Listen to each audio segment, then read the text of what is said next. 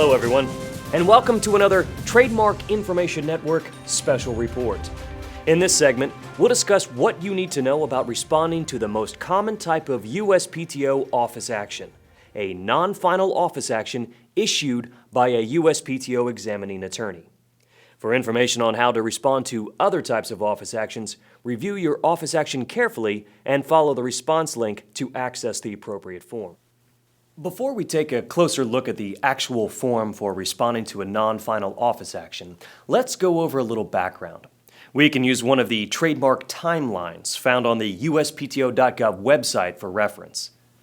Approximately 3 months after you submit your trademark application, a USPTO examining attorney will review the application.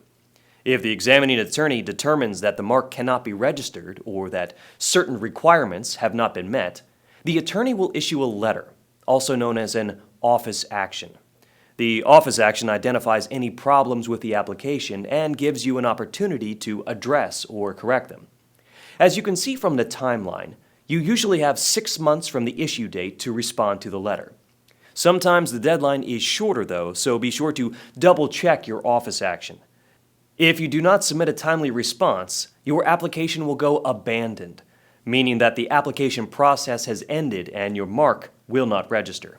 For more information on office actions, visit the USPTO's webpage that explains the different types of communications you may receive. If you signed up for electronic communication with the office, you will receive an email notifying you that an office action has been sent. Note that the email will be from an ecom@uspto.gov address. Keep an eye out for the email so that you don't mistake this important notice for junk mail or spam. To see the letter, simply click on the provided link, or in the alternative, you can access the letter directly from the USPTO website by entering your serial number in the Trademarks Status and Document Retrieval System, known as TSDR. The system contains electronic copies of everything in your file, including your most recent office action.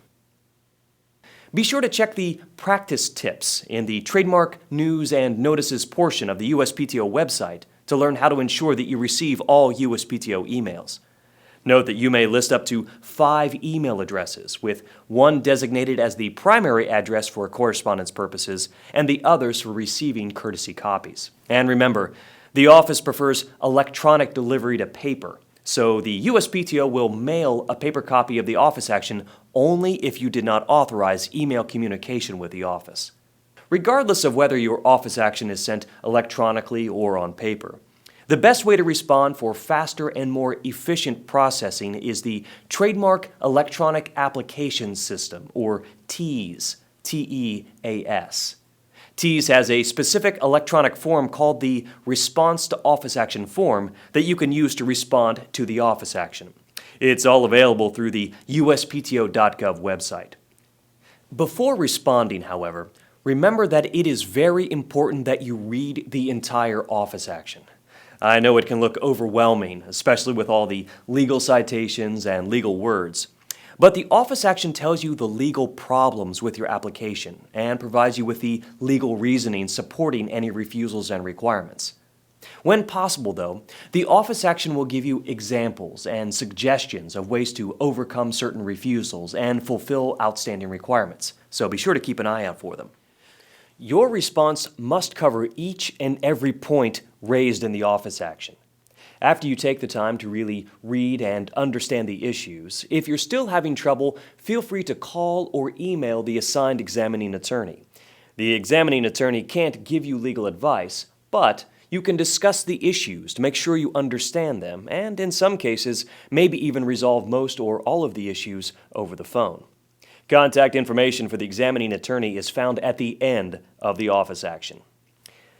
Instead of representing yourself, you may want to hire a private trademark attorney to prepare your response. To find a private attorney specializing in trademarks, you may want to consider an internet search, consult your local telephone listings, or contact the attorney referral service of a state bar or local bar association. The office cannot aid you in the selection of an attorney. And keep in mind, if you hire an attorney, the office will communicate only with that attorney. It is possible that you may receive direct solicitations from private attorneys offering to prepare your response for you. These attorneys know you received an office action because they can view your contact and application information at the USPTO website. Such information is public once you file an application. The USPTO has no role in these solicitations, and the decision to hire an attorney is up to you.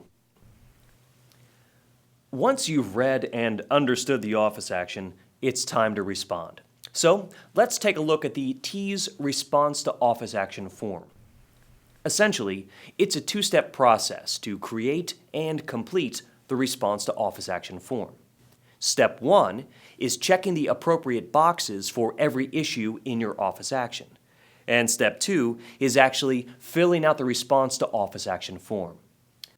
Make sure to address all of the issues listed in your office action. If you skip one, the examining attorney will be forced to send a final office action. You must respond to each and every point that the office action raises. Even if you agree with everything the examining attorney has required, you must explicitly state any appropriate arguments and manually enter any changes you want made. You should not simply submit a response that consists only of your signature. The Response to Office Action form has a detailed set of instructions, so be sure to follow them. The form includes helpful explanations as well as links to explain particular concepts. If you have questions about the content of the office action, use the contact information at the end of the office action to contact your assigned examining attorney. If you run into technical problems when using the form, contact the T's support team by emailing teas@uspto.gov. And as we conclude this report, keep in mind the following items. Every 3 to 4 months, you need to check the status of your application on the online TSDR system using your application serial number. You can also call 1-800-786-9199 to learn the status of your application. Checking your status regularly will ensure that you haven't missed or overlooked any deadlines or communications from the USPTO. If there was any recent activity in your case, you'll see it in the system and you can easily view or download the communication. Be sure to wait 48 to 72 hours after receiving your email notice that an office action has issued before attempting to respond. This allows the USPTO time to upload the office action into all USPTO systems. If you try to respond too soon, the response form will not work. Also, remember that you may not respond by email, but instead should respond online using the T's Response to Office Action form to address any refusals and satisfy any requirements. Although you may always call the examining attorney to discuss your application, sometimes an office action will specifically suggest that you contact the examining attorney to resolve issues by an examiner's amendment. In these instances, call or email the examining attorney as requested, as this will help speed up the processing time for your application. And remember, a response is due by the deadline provided in your office action. For most office actions, a response is due within 6 months. So give yourself plenty of time in advance to respond. If you submit a response after the deadline, the examining attorney will not consider it and your application will be abandoned, meaning it is no longer being considered for federal registration. And there's no refund of your application fee. If your mark does go abandoned and the failure to timely respond to the office action was unintentional, you may be able to file a petition to revive for an additional fee. The petition form is available through T's and must be filed promptly, generally within 60 days after the date the application abandoned. If you are unable to revive your application, you must file a brand new application, pay a new filing fee, and start all over again. For more information about petitions, be sure to watch the Petitions News broadcast. So, make sure you check your application status every 3 to 4 months and file your responses when they are due. And feel free to replay this broadcast and click on any of the links within the Response to Office Action form for more information. And keep an eye out for more of these broadcasts throughout the website. I'm Mark Trademan, Trademark Information Network. Software used for this production: Apple Final Cut Pro, Adobe After Effects, Photoshop and Illustrator, Camtasia Studio, NewTek Lightwave.